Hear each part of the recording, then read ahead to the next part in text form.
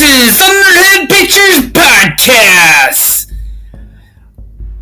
on Spotify, iTunes, Google Podcasts, and everywhere else that you get your podcasts at. Thank you for listening.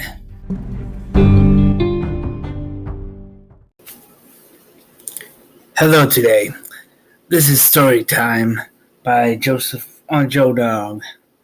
We're going to read The Wonderful Wizard of Oz on the Bridge by L. Frank Baum. It's going to be chapter 6, because sorry there's no news today. So let's get into this book. Chapter 6, The Cowardly Lion. All this time, Dorothy and her companions had been walking through the thick woods.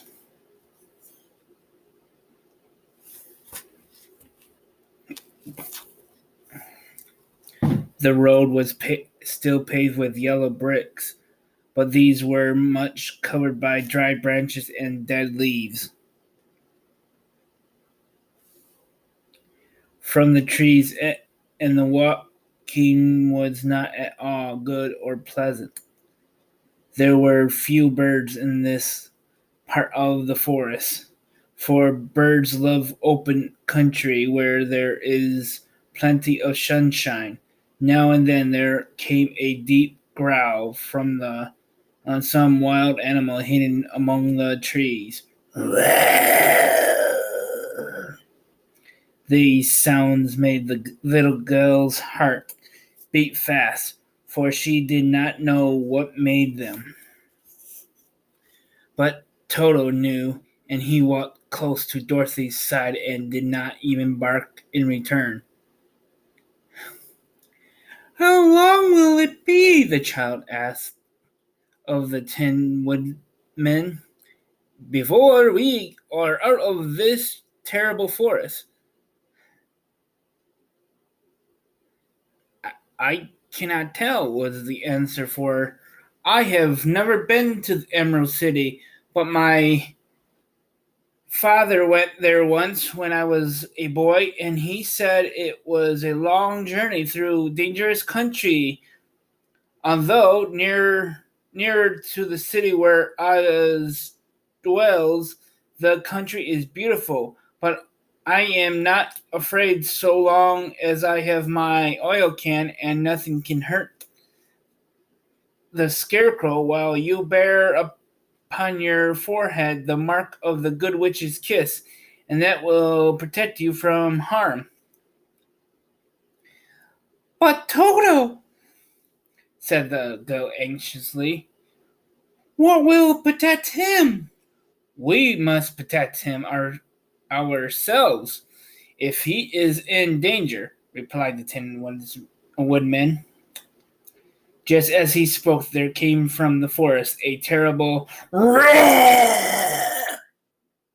and the next moment a great lion bounded into the road. With one blow of his paw, he sent the Scarecrow spinning over and over to the edge of the road, and then he struck at the Tin Woodman with his sharp claws. But to the lion's surprise, he could make no impression on the tin, although the woodman fell over in the road and lay still. Little Toto, now that he had an enemy to face, ran barking toward the lion. The great beast had opened his mouth to bite the dog when Dorothy, fearing Toto would be killed and heedless of danger, rushed forward and slapped the lion upon his nose as hard as she could, while she cried out, "Don't you dare to bite Toto! You ought to be ashamed of yourself, a big beast like you, to bite a poor little dog." I didn't bite him," said the lion as he rubbed his nose with his paw, where Dorothy had hit him. But you tried to, she retorted. You are nothing but a big coward. I know it, said the lion, hanging his head in shame. I've always known it, but how can I help it? I don't know. I'm sure you want to think of your striking a stuffed man like a poor scarecrow.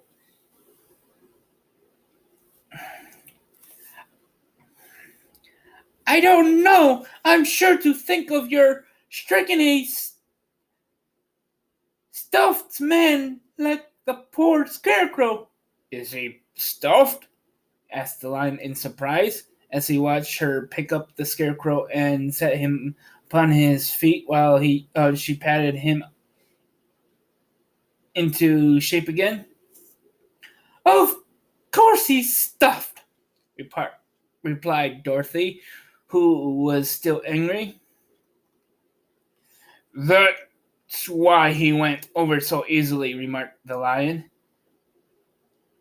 It astonished me to see him whirl around so. Is the other stuff also?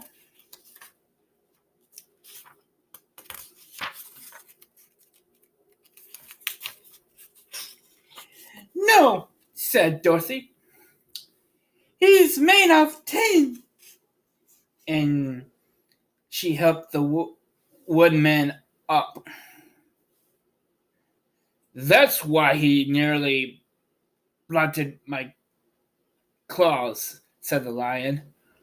When they scratched against the tin, it made a cold shiver run down my back. What is that little animal you are so tender of? He is my dog, Toto, answered Dorothy. Is he made of tin or stuff? Asked the lion. Neither.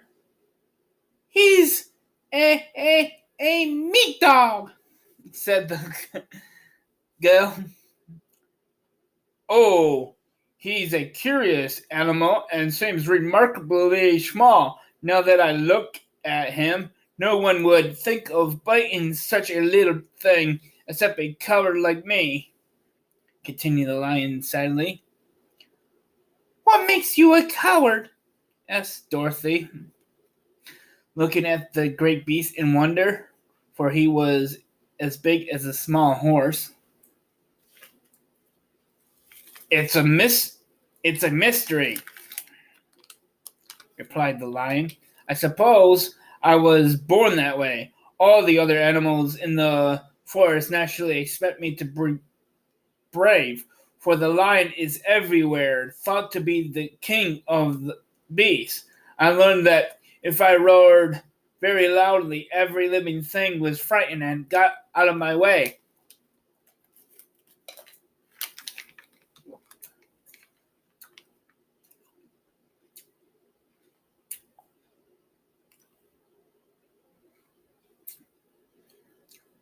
Whenever I met a man, I've been awful scared, but I just roared at him, and he has always run away as fast as he could go.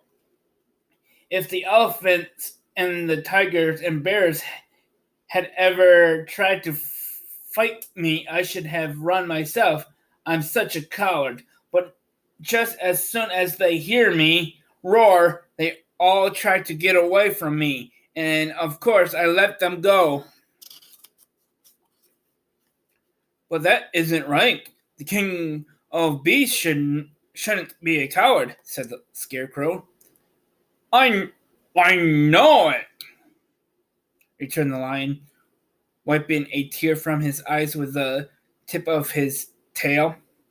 It is my great sorrow and makes my life very unhappy, but whenever there is danger, my heart begins to beat fast.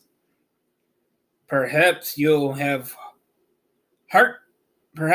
heart disease, said the Tin Woodman. It may be, said the lion. If you have, continued the Tin Woodman, you ought to be glad, for it proves you have a heart. For my part, I have no heart, so I cannot have heart disease.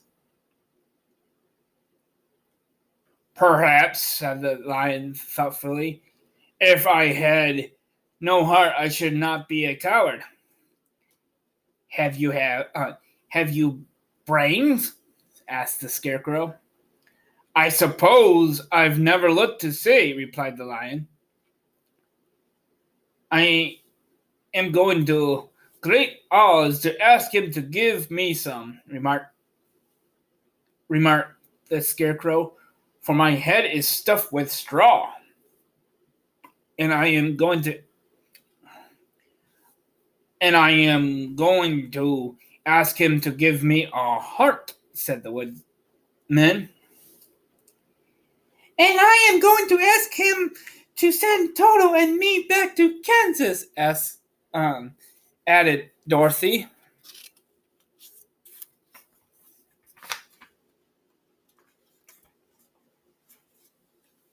Do you think Oz could give me courage?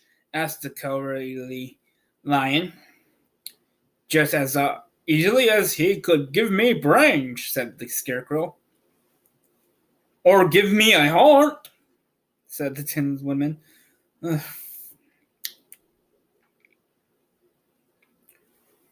Or send me back to Kansas, said Dorothy. Then, if you don't mind, I'll go with you, said the lion. For my life is simply unbearable without a bit of courage. You will be very welcome, answered Dorothy.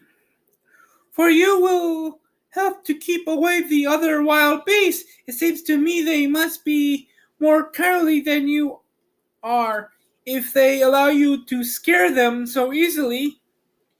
They really are, said the lion, but that doesn't make me any braver. And as long as I know myself to be a coward, I should never be happy. So once more the little company set off upon the journey, the lion walking with steadily strides at Dorothy's side. Toto did not approve this new comrade at first, for he could not forget how nearly he had been crushed between the lion's great jaws, but after a time he became more at ease, and presently Toto and the cowardly lion had grown to be good friends. During the rest of that day, there was no other adventure to mar the peace of their journey. Once, indeed, the Tin Woodman stepped upon a beetle that was crawling along the road and killed the poor little thing.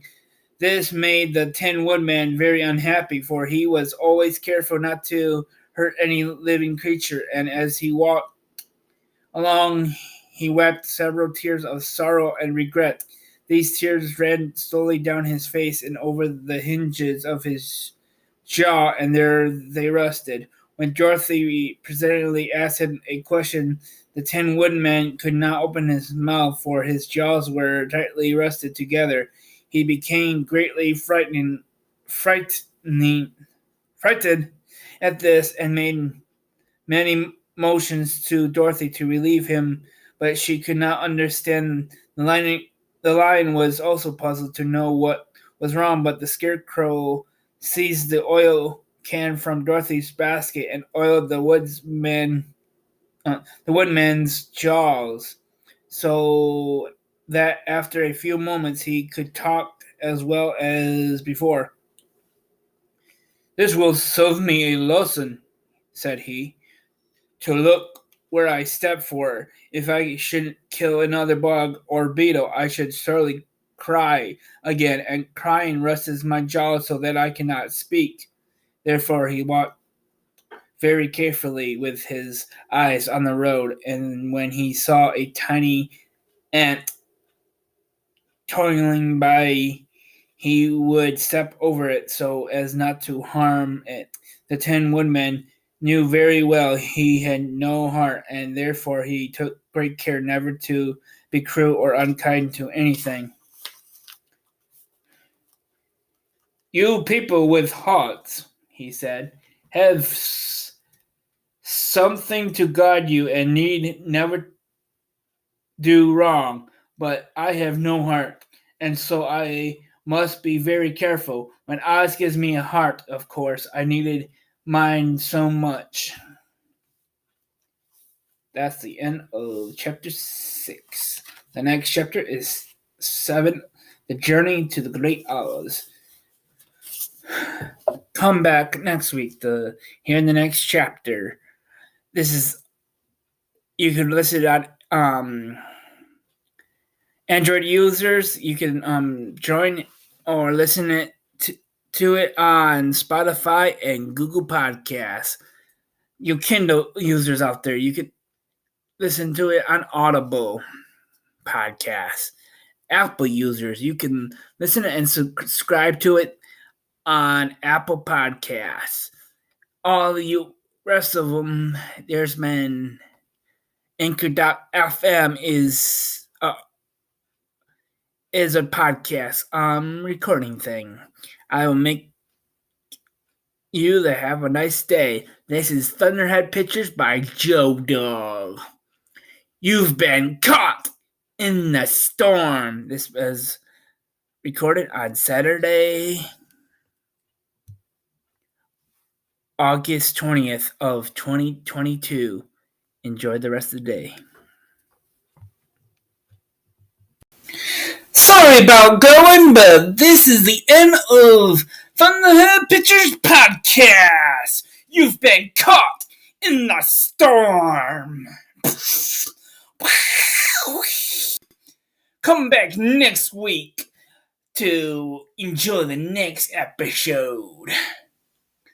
You can support this episode right in the support link in the description of this episode or the description of the show itself. Support might end if we want to play music. So stay tuned to the episodes to know when that is. Okay, we are going off the air. You've been caught in the storm again. Ha ha!